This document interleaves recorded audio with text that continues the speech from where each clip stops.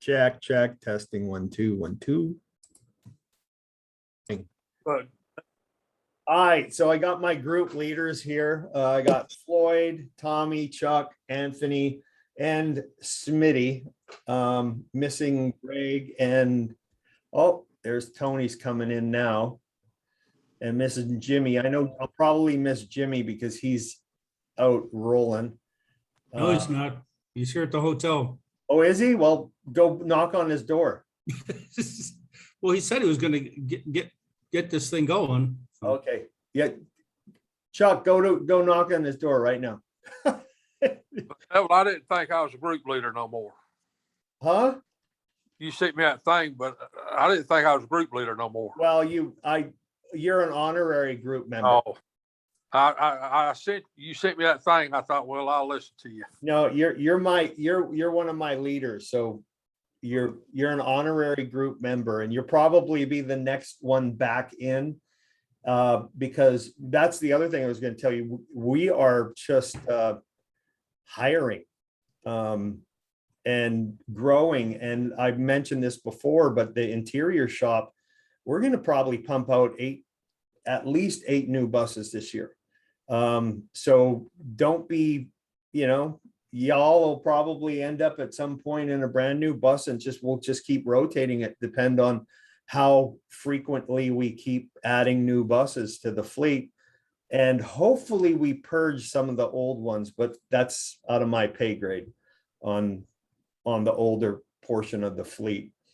But anyways, the reason I actually wanted to bring this up, and I got y'all on here with your expertise and stuff, is I want a kind of a casual little conversation on tips and tricks on the road, almost as if we're sharing stories with new drivers. Since I mentioned we are bringing in a lot of new drivers, I'd like to have something recorded and we can keep these going as we go along and share like different stories from the roads, like those little tips and tricks, like the one that I always mention about the generator and the roof airs and the house air prior to fueling up, is having them both rolling when you're rolling down the road. And say you are just running on bus air, flip on the generator, have the roof airs kick in, run down for about 15 minutes like that. Cookville. Oh, Floyd's at a drive-through ordering something. No. My co-driver was talking to me for a second. Okay. Well, I was just saying like tips and tricks. So what I was kind of like getting at, and here I'm going to just mute everybody for right this second. Like I was saying about the house air and the roof and the bus air and the roof airs, and then rolling down the road, people are sleeping, you get them climatized to the both airs going in. Then when you're finally pulling into the fuel island, you make sure as you're getting off the exit, you take off the bus air so it's not sucking up any kind of smells from underneath the coach. And then you pull into the fuel island and fuel up. There are some really picky clients that don't want any of it. They'll actually even ask you to turn the roof airs off. And if that's what they want, then, we comply. And then you do your dump, not with the bus air on, just with the roof air, so that smell doesn't come on. Roll back down the road, have both units going at the same time, and then turn off the gen if that's what they want. Some clients want the gen running so that they have control of each zone. But anyways, kind of like ideas like that, like even if you're rolling into a city, and the idea of once you know your bus, when it changes gears, it's almost like doing that little fuel pedal feather, just so that before it goes from second to third, you can actually make it so it's even smoother than just foot on the fuel and then it just changes on its own. Just tricks like that. And I know y'all have many of them. So I'm going to start with our honorary member right here. Tommy, give me some story. Well, I mean, like you said, that's the way I've always did. About the air conditioners and the smells and everything. I mean, that's just normal. you know, there's a lot of other things, but my main thing, you know, try to be smooth. You know, So how do you accomplish smooth? That's what my next question would be. well, How, another thing, I get off the exit, I let the fuel get off the fuel. I don't jump on brakes. And, you know, I just don't let the bus slow itself down before I have to hit the brakes. right, I never use Jake brake. You know, I see a lot of drivers still forget to cut it off. You right. know, that's one of my deals. Yeah, because the engine brake actually, the minute you move your foot pedal, it kind of gets, It's dirty, yeah, it's it's a little jerky. right. What else? Like any tricks? So you're talking about smooth driving, like any other forms? Like how do you grip the steering wheel? What are you? I just, you know, I try to be steady. I don't try to jerk on it or nothing, you know, but like the way the roads are anymore, Mhm. to come up through our night, and I believe we'd been better off if the road been a medium. It was so rough, you know. You Right, can't do nothing about that, but when you can, you know, try to ride in your left lane if nothing's behind you. You know, we did that for a while, but you know, a lot of the older guys know a whole lot. what about how- your tricks coming into a construction zone where they still have the rumble strips? How do you approach that? We That try to center them if we can, like the other night. It's me to tell you, you know, we was bitching to each other, why don't they cover this up, you know? But you've got nowhere to go. Yep. And I mean, you know, people going to complain about it, but there's nothing you can do. Right. Do you slow down a lot I do more? slow down, yes. Okay, yeah. That's And sort of, try to center as much as possible, you know, yeah. where I'm not running on the rumble strips all the time. But yeah, I slow up a whole lot. Yeah. All right. Any other kind of like ideas on that? The smooth? You know how you going into curves, making your turns, you know, just, Yeah.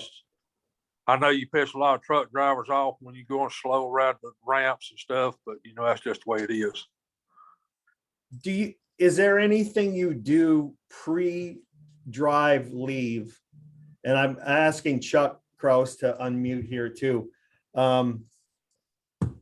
You're talking smooth and stuff, but is there something you do when you first get on the bus and look at, if they got things laying out or wine glasses out, or do you ever do any of that kind of stuff? And I always move if there's wine bottles, move them where they won't fall. The glass, before I ever pull off, I make sure no glass on the shelves, on the counters. Right. No beer bottles, stuff like that, because they're going to vibrate off. I don't care how smooth you are. Right. Yeah, that's just road, the vibration in the road will do that. Yeah. Right. I got a little clip, I got a little addition for the rumble strips. Okay. If there's an entrance or exit ramp near where you're going at that, go across there. There's no rumble strips there. Then ride the shoulder down. If there's an overpass bridge, Yep. they don't have any rumble strips on them. You can come back off of that. Okay. I've been doing that now. I guess with that kind of maneuver, you really depends on traffic and what's around you too, right? Chuck? He's freezing Well, up. I'm looking ahead, and if I see the line all of a sudden, I'll try moving over to, like I said, an entrance or exit ramp. I'll try moving over. I'll just get over early Okay. and stay a little later, Yeah. but no rumbles. So it's really thinking ahead and paying attention to what's going on as far as the conditions in the roads and Yes. all that other kind of things that come up. So like what we're getting at right now on this part is basically the technique of being a smooth driver and planning well ahead, that kind of thing. So Floyd, you're driving. So like, what is your tips and tricks on how you operate smoothly so that that translates into a good ride for the clients? Well, it's almost the same as Tommy and Chuck say, but each highway or each state is so totally different. You could approach an area like I did the other day going up to uh Michigan. Right. They'll throw them barrels over in your right lane. You either got to try to stay as close as you can on smoothness, or you're gonna have to straddle it, one or the other. Right. The like you say, the ramp part that works great too. You get off and then you straddle it at that point and then work your way back on. Yeah. Kentucky, you going to Ohio, you saw that the other day, I'm sure. They got that half a rumble, roop, roop, roop. You know what I'm saying? So in other words, you're going from one lane over to Oh, the yeah, left yeah. to the other side of the highway. So you just have to, sometimes we have to ride in the left lane to keep from hitting them little partial rumbles. You know what I mean? Okay. Just before Louisville, they have that little roop, roop, roop because you're over on the northbound, the southbound side. You understand Right. what I'm saying?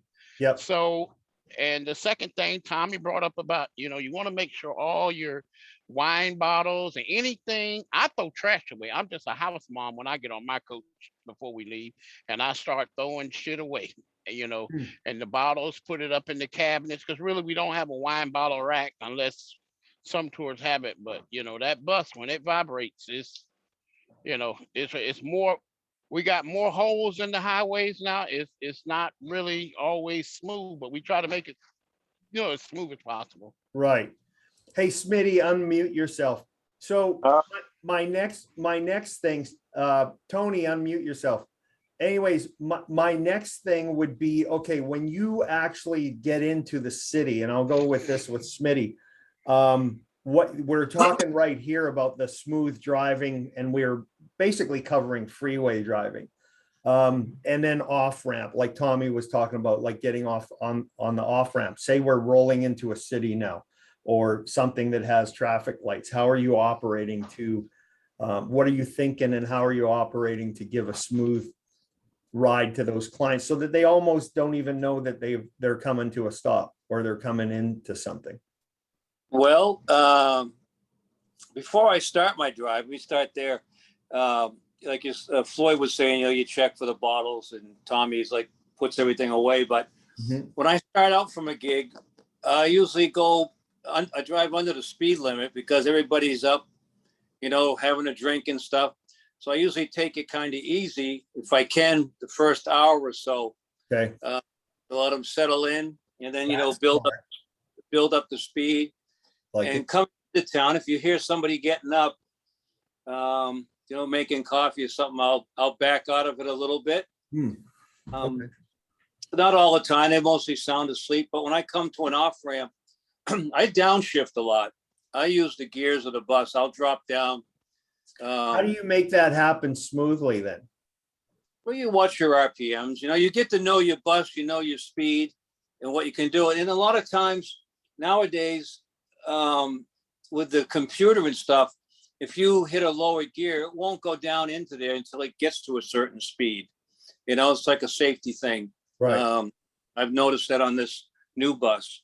Like Tommy was saying, I don't use the Jake brake a lot if I don't have to. You just sort of let the bus slow it down. You back out of it before you come to your off ramp, and just be gentle on the brakes. That's usually what determines a good ride, is the starting and stopping.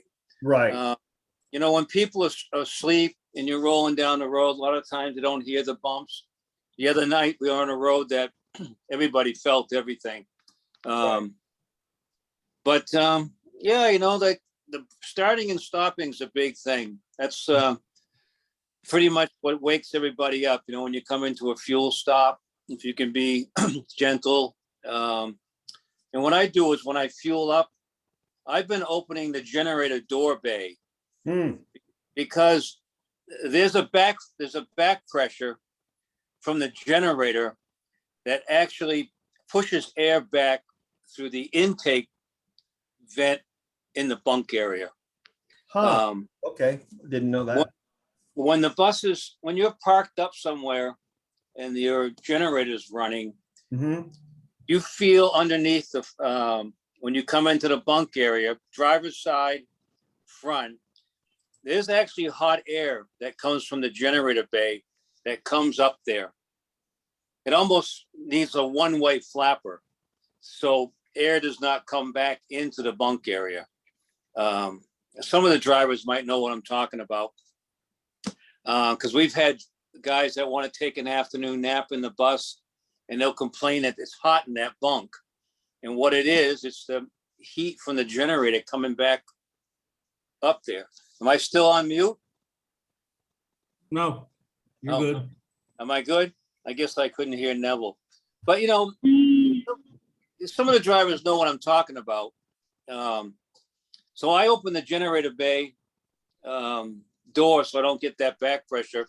And I've noticed I've had less complaints about fuel smell. That's a really good tip. Sorry, Lewis was buzzing me. I had to grab that for a second. So let's go, Tony Kohler. So what you got anything to add, or what are little tips and tricks? And right now we're talking on the city driving. You're rolling in, you're coming in. Smitty covered some fuel stop stuff. How about heading to the venue? It's like 5 o'clock in the morning. You're rolling, you're looking at lights in the city, etc. How are you operating? The biggest issue to me is to know where you're going and not be totally lost. Just have your trip planned out, know where you need to start slowing down, know where you need to, you got your turns coming up. The biggest thing that I see that mistakes that get made is you haven't planned out your trip, and you're all of a sudden you're coming up to your exit and you're coming up on the brakes. Right. It's and that's probably the number one biggest problem that I see. And acceleration out of, from when you leave. Like Smitty says, you roll out slow. Right. But just knowing where you're supposed to go. Right. Doing your homework, knowing how to get in and get out. That's the biggest point. Everything else that Tommy and everybody else said about making sure the coach is pre-trip good. You protected yourself in case of somebody dropping something like that. Right. That's probably the biggest to me, is just to know where you gotta go. I like what you said on the slow, because like one of my things when I used to drive is anytime I went in reverse, I would never depress the fuel pedal. It was always done in idle, and I would let the engine idle it back, because if I ever hit anything, I'm only hitting it at an idle speed. Was the way I looked at it anyways. But because the minute you put on the fuel, now all of a sudden you're moving. But it was the same with taking off and fuel stops and stuff, just putting it in gear and then just letting the idle, and even at stoplights and stop signs, letting the idle get me going first, and then slowly start kind of that wax on, wax off type of feel. So I'm actually agreeing with you guys definitely on some of these tricks. Hey, Anthony, so yes, moving into like maintenance, repair, you go out on tour. A lot of times I'll put you as the mechanic guy. Talk about a little, and where does the mechanic bus usually run in a group of 6 or 7? Are you middle running? Are you rear running? Where are you usually located in the pack? well, usually if I'm on as a mechanic, I usually like to ride in the back. It's better to ride in the back just in case something happens with the other buses. Right. Of course, so you always have a backup, you know what I mean? Right. So you always have to. The reason this was kind of a loaded question. The reason I asked it, because I knew, the mechanic bus, but I wanted to get into a discussion on that last bus. Sometimes even if the front bus, and this is a known phenomenon in a train, that front bus could be running like 68 miles an hour locked in. that the back bus, like even that I do, this happens in motorcycle riding when you're in like a group of 60 riders, that last bike ends up having to speed up all the time and run faster in order to keep up with the train. And so what I'm getting at is the real wax on, wax off smooth driving. So as the last train or the caboose in that train, do you just operate where you're, as long as I see their headlight, the rear tail lights, I'm good. I don't have to be right up on them like 2, 3, 4, 5 bus lengths. How do you? Oh, no. What I usually do, I like to stay at least, way back. If I stay, I always stay way, way back. That gives me time for reactions or whatever it is, Mhm. But that's the only that's the only thing I do. I always try to stay all the way back, try to keep it comfortable, you know what I mean? And that's the only thing I can do. No, and that's good. That was actually that's You left Trying the to stay door away. open on that one. that's what I was fishing for, was because of that. And I wanted drivers to realize that, just because they want you all to keep in a pack doesn't mean that that last bus has to be right up on somebody's butt. It's like, no, drive. The first and foremost is looking after the clients. And Yeah. this I always, huh? I always like to stay back, and that's why I always check, like Tony, I always do my homework and everything like that, just in case one of the buses get too ahead of me. At least I know where I'm going. I already plan out my route and everything like Right. that. So, but I always try to keep, at least a half a mile distance. I know the bus is all the way forward. I don't like to be, Yes. and especially, go ahead. I was going to say, speaking of homework, we've all probably experienced this, like I've experienced it in Boston or something, where you come in one way and it was fine, but at 1 o'clock in the morning when you left, they closed off the entrance to the highway because they got street workers working on it. And then all of a sudden you're kind of rolling around streets trying to figure out, okay, where's the next exit or where's my next entrance ramp? And then that next one is also barricaded off. So you end up rolling through half the city just to get back onto the interstate. How do you guys handle that kind of stuff? Google Maps. There you go. Okay. Google Maps is very accurate when it's also about road closures. Yep. There's always gives you, when you turn it on, especially if you want to start the drive, it always shows you all the red spots and everything that says road closures and everything like that. So you can plan ahead, and but sometimes you can plan ahead if there's an accident, they close the highway down. Where it happened to me like a week ago, that they just closed the whole interstate. So I had to take another different route. Right. But that's something that is unplanned. Right. But usually before you leave, Google Maps will tell you, the only reason I use it is because it's more accurate about, traffic wise and road closures and stuff like that. That's a good But point. there is a downfall from that. What? There's a downfall. Google Maps will run you into something too low for you to take and get under. Oh no, Well, that's true. That's where you need your random. But that's what Yes. I got my regular map. I got my trucker's map. Yeah. I always check my trucker's map, and I always check my Google Maps. Mhm. But I'll always check before, on both of them. And Right. everything like that. But I always plan my route, where to go, how to do it, and everything like that. And and that's the way I do it. And I got an app that I use on my tablet that is pretty accurate of how to get there and everything. And I already got it set up at 13 feet and everything. So, but usually Google Maps, I use that. I don't use it for, not even for trucking or for the heights or anything. I just want to use it just for, Right. just for the things on the road.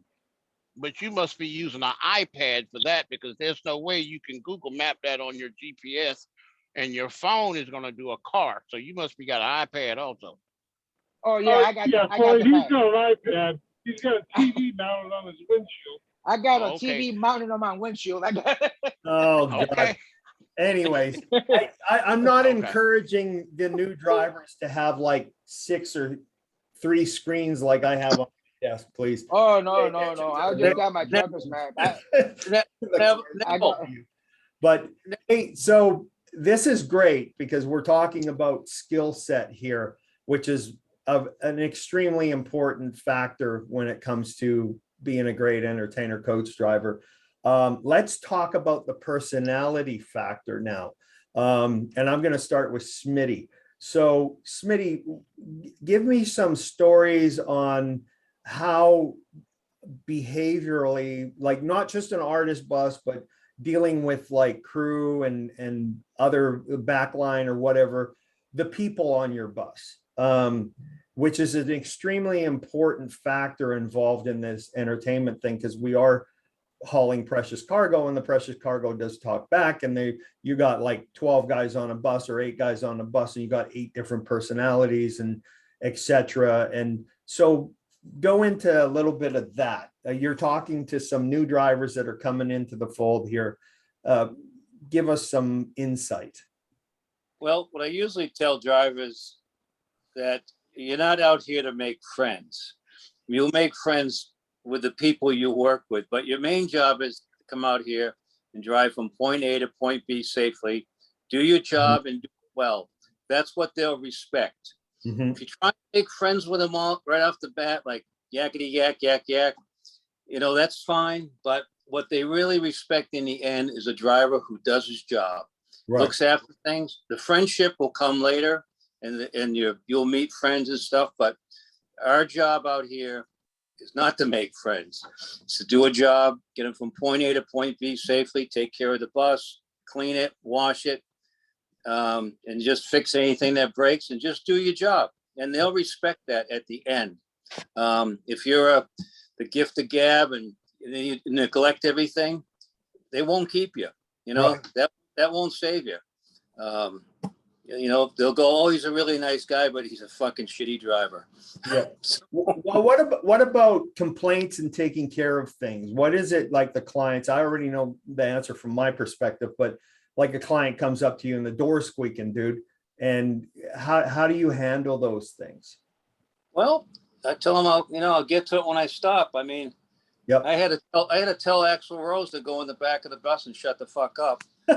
Well, no, I don't want to encourage this, please. Like Smitty just said, erase that. Don't tell me. Go in the back lounge and fuck. Is this? There's always a compromise with the client. I mean, and that's what I mean about doing your job and you get the respect. Right. If you got a squeaky door, Mhm. stereo system's not working, and you tell the client, I'll get right on it, and you do, Yeah. they like it. But if you keep pushing it off, a week later they go, Anthony says to me, Smitty, the goddamn door is still squeaking. What's going on? And then I'll be pissed. And then he'll be pissed. Okay. Yeah. No, that's a really good point, because they just want to see that you are paying attention to them and that you are getting whatever, you listen to it. And as long as you show that you're doing something, even if it's out of your wheelhouse, you take apart the thing to get behind the amplifier or whatever, and you're just trying to do your best. If they see that you're doing your best and then you get Lewis involved or whatever, yeah, that's part of the customer service aspect of what we do. It's almost like I told Dawn's birthday was last night, and we went to a really expensive restaurant called the Bourbon Steakhouse here, Bourbon Steak in downtown Nashville. And the service was like top shelf. And the water was always full. The plates were taken care of. The waitress was like not in your face, but there. And it was like, I told my wife after our experience, because we'll definitely go back. The experience was like 5-star service experience. And I told her, if I could bring every driver to come into this, like a restaurant like that, and realize that they are all those pieces of that puzzle in one person driving an entertainer coach, they would all be stellar. 5-star, you would be at that next level where clients would be fighting over you.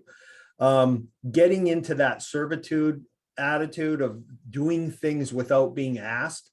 Tommy, how do you operate when you're out on the road with it? And you've been with a number of like artists and also crew, and you get highly requested. What are your little tricks that you do that make clients want to ask you for you back? Well, I mean, I just take care of my business first.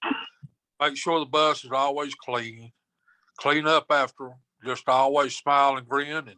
And, you know, if they ask you for something, you take care of it right then. Right. You know, don't put it off. You know, you deal with it right at that moment. Just try to make everybody feel happy, you know. Do you relate to what Smitty was saying about not babbling or being Exactly. everybody's your friend? It's like, Right. yeah. You know, I've met a lot of friends, you know, I've made a lot of friends doing this. But when if you don't know somebody, just, you know, try to be joyful as you can. And I know sometimes you still have to bite your damn tongue, but right. you know, It's you about just, customer service. right. It is. Well, safety first and customer service comes right behind the heels there. Yep. Hey, Tony.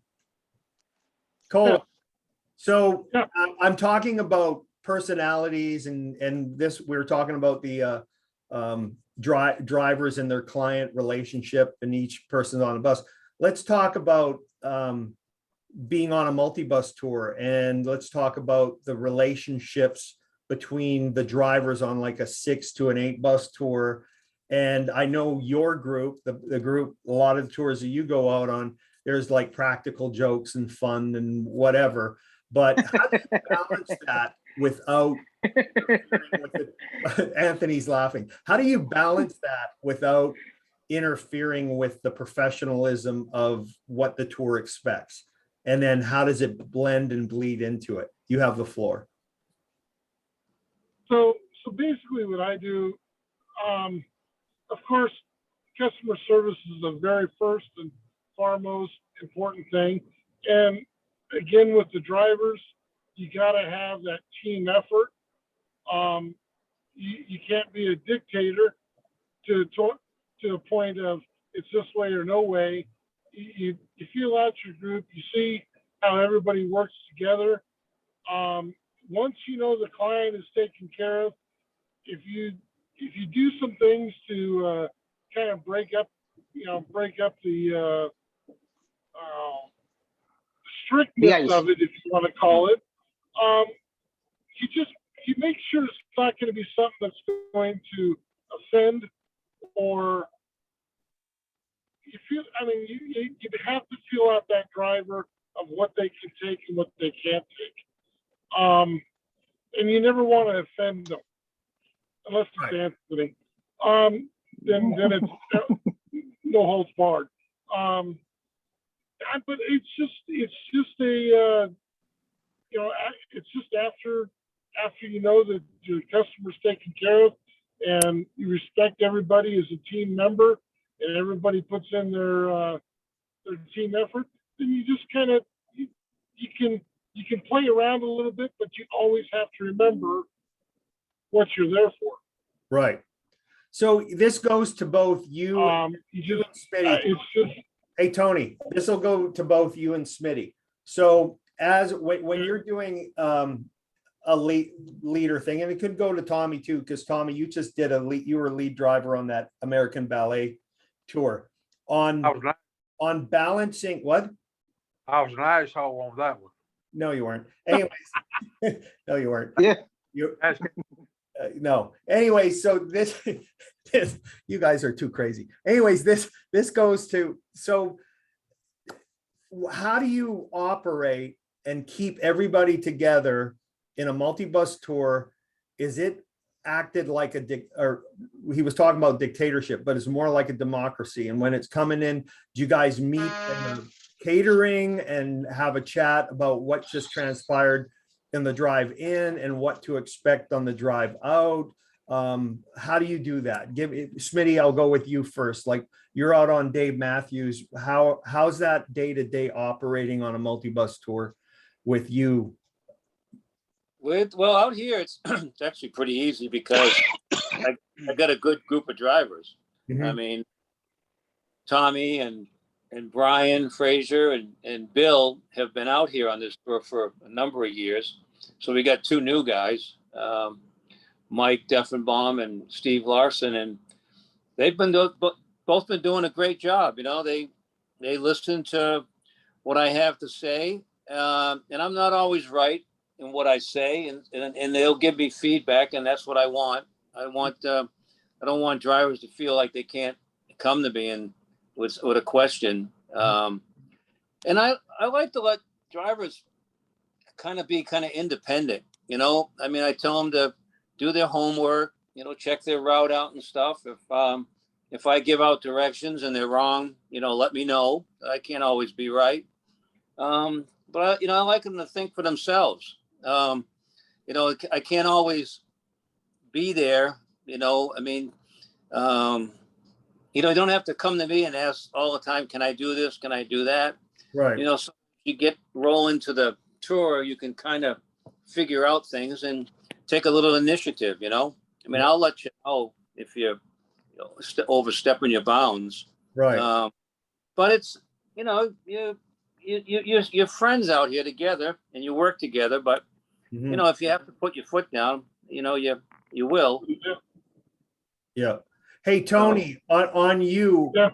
when do you all get together at catering and do a powwow on, you know, what just transpired and then what's going on, and talk about the week, or co-drivers coming in, etc. How is that teamwork and camaraderie happen usually So- if you're rolling?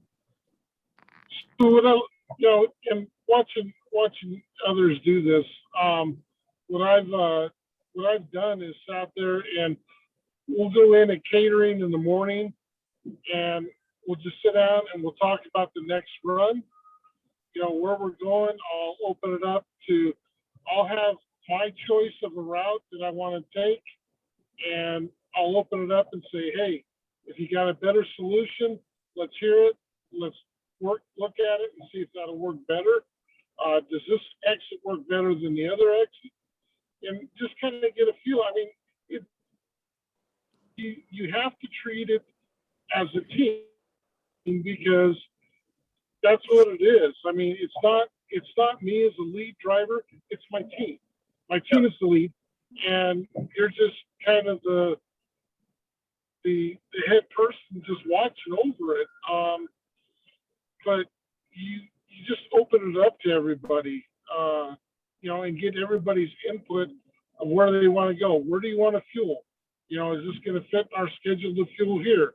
All right, so we'll pick this spot as location. Right. That's just kind of the way I handle it. I think it works out pretty good. Right.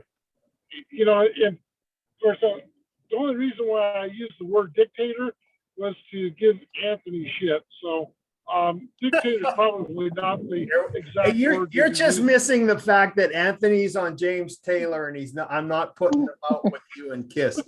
But Oh, Hey, what I just, I laugh about what? is so I asked Anthony the other day. I go, so Anthony, do you and Wendy go over the route? You know, No, I just say, Wendy, follow me. Because Wendy's always following me, so I just said, no, I just let her follow me. That's all. And that is fine. If it works, Anthony, that is great. That's right. Yeah, because she's always, It works. because every time I want to start, she's like, don't make me behind. I'm going to follow you. Don't leave me behind. I said, all right, you know. That's all right. Anthony, you're a trooper and a gentleman. So I wanted to talk about James Taylor here. We had a Zoom with Chip Johnson earlier in 2020, and it was a very good Zoom, but he mentioned something that stuck out to me, and this goes with group leaders and stuff, is that the other drivers understanding that sometimes, and this could come from someone like Robert Long as well, of here's what I need you guys to do, and here's the route. And then there might be alternatives and might be things that make more sense, but you're following what the tour manager is actually saying, because the tour manager is getting his directive, like i.e. Robert from KISS, or from those guys, or James Taylor's given Chip, here's what I want to do. I want to go through, cut through Boston, blah, blah, blah, or whatever the reasons. It's almost like ours is not to question why, ours is just to do or die. If that's what they want. How do you handle those kind of things where drivers might go, oh, well, this doesn't make sense, or this thing? It's like, dude, this is what the TM told me. This is what we're doing. Go. Yeah, that's what you tell them. You tell the other drivers, this is what we're doing. Yes. It's not my call. It's from the tour manager or Right. management. They want to run this way. You know, that's Does what that we do. work into parking too? Like when you're playing at like a big stadium or arena, they want bus 1 here, bus 2. For some reason, bus 3 gets a better spot, whatever. Sure, absolutely. Yeah, sometimes the production manager will line up parking spots. You know, he wants the band bus to be close to the stage and want the production bus over here. And Right. yeah, and you know, they give you that stuff. You just do. It's like it's pretty much their call. So And if you you just- were going to talk to a new driver that's going on a multi-bus tour, you would basically just say, hey, just roll with the flow, be adaptable. And this is, you know, I'm not being a dick about this, but this is just follow what I'm trying to tell you guys because it's coming from the top. I would say you're getting $400 a day. You're getting good catering and your laundry done for free. Just follow us. Do what you're told. Call us and have fun, or Tony's going to play a practical joke. Oh, you can go on another tour. You can go on a trailer tour. I said, you know, some of these multi-bus tours, they're pretty easy. You know, there's days off. There's good catering. You know, parking's always lined up for you and stuff. It's a pretty easy gig on some of these big tours. And if a driver's going to complain about he has to drive 50, 60 miles out of his way to Right. make the happy, then So that brings me to Floyd and Chuck. You guys have done quite a bit, 2 bus and trailer runs in the past and stuff. Talk just a little bit. I don't want to take too much time, but talk a little bit about those type of tours and give me a scenario, like, you know, how it looks, how you handle that day-to-day kind of thing on that, because it's different than what we were just talking about on 6, 7, 8 bus tours. It's kind of the same thing. You get with the other driver and say, hey, how do you want to go into this? And I know your bus has to be in here and my bus has to be in here. Right. Just like today, and then I'm in Canes in Tulsa. Yep. And I had to get Aaron's bus in first and all the way in the back. And then I came in and then moved him forward. And then we got the semi truck in, and then we got Jimmy's bus in. Right. Everything was working perfect. And it's just, you have to talk it out. Right. So you're You can't basically just, saying you're talking it out with the truck driver too, right? Because you just oh mentioned yeah, semi. oh yeah. Most definitely, you got to talk it out with the truck driver. You know, because we go into a smaller venue, Right. the truck driver has to be there, and then they either want the band or they want the crew bus near the truck. The band bus may have to go on the other side of the building. So let's talk like the truck driver relationship between a bus driver. I love this though. Truck driver relationship between a bus driver and the truck driver on these smaller tours. How does that happen? You guys sit and cater it? How does this happen? First, Well, we usually We Go go ahead. ahead. We exchange phone numbers. okay. Yeah, me and the truck driver text back and forth as far as, okay, we're going to try getting here at this time. Right. And when I got into like Canes this morning, I text her, we're here, we're set, come on in. If you need help, I'll be out at the street. I Nice. literally walked up the street and helped her get back in there.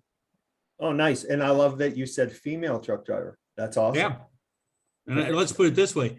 This female truck driver knows her stuff because she got into Canes one shot. Wow. Nice. Yeah. Wow. One shot.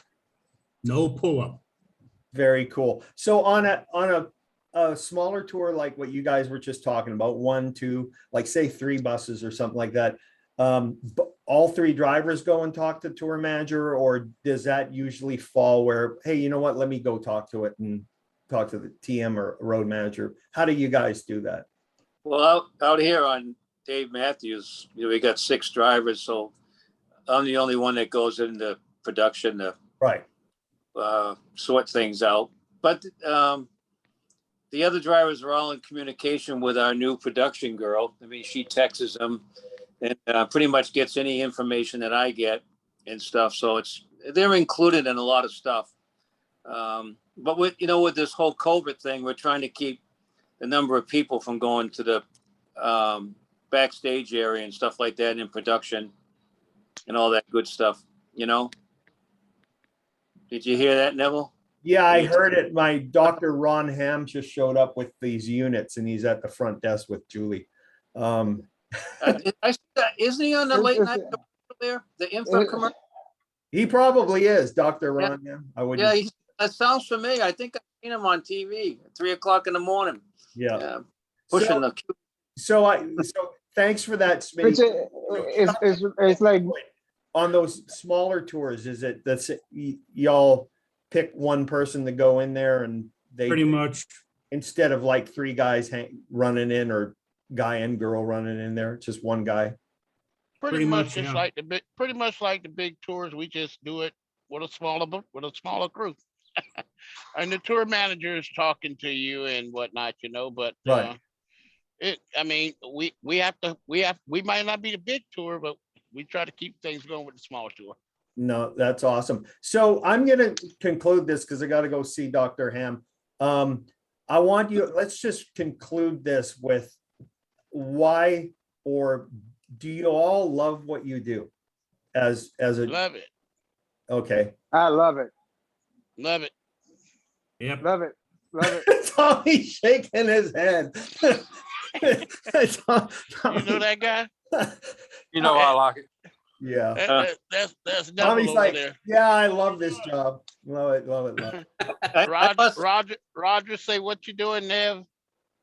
I'm saying peace, baby. Hey, the one thing I will say is I do miss the road sometimes. I definitely miss. You want a Pioneer shirt? Okay. I do love one of my favorite times of driving, and even when we do these PR drives, is I like taking the later shift where I'm driving at 2, 3 in the morning. For me, it's like there's a Zen peace there. I do miss it, but I'm very proud of what we've built here and where we're at now. And I want to just say thank you and bless you guys for being part of this team. And I definitely, truly love each and every one of you and hope you all stay safe and healthy. And we do this for a lot longer until when I decide to retire, and then I'll come co-drive with you guys, because I'll be the Billy Moore of Have Bag Will Travel. So There you go. yeah. All right. All right, guys. All right. God bless. Thank you for participating, and I'll send you the link. All right. All right. So, All right.